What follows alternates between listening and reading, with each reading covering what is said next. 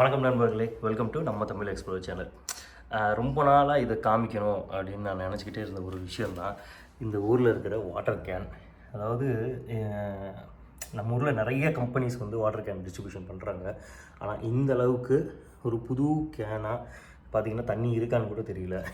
But ஆனால் தண்ணி இருக்குது. அவ்வளோ பியூராக உள்ள என்ன நம்மளுக்கு வந்து தண்ணியில் இருக்குது இல்லைன்னு தெரிகிற மாதிரி ஒரு புது கேனாக வந்து இங்கே டிஸ்ட்ரிபியூட் பண்ணுவாங்க. இது இப்போ இல்லை, எப்பயுமே இப்படி தான் வரும். இது வந்து இந்த வாட்டர் கம்பெனியோட அவங்களோட பொறுப்பு அப்படின்னு நம்ம சொல்ல முடியாது. இது அவங்களோட டியூட்டி. ஏன்னா ரெகுலர் செக்கப் அவங்களோட கம்பெனிக்கு வந்துக்கிட்டே இருப்பாங்க.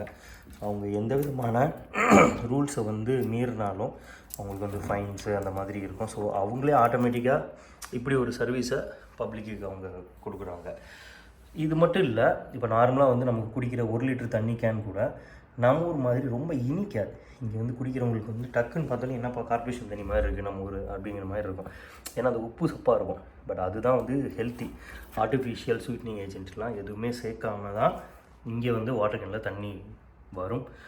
ஸோ எது மக்களுக்கு ஹெல்த்தியோ எது நல்லதோ அதை மட்டும் தான் ஃபாலோ பண்ண வைக்கிறாங்க எல்லாரையுமே இந்த கவர்மெண்ட்டு. ஓகே, மீண்டும் அடுத்த வீடியோவில் பார்ப்போம்.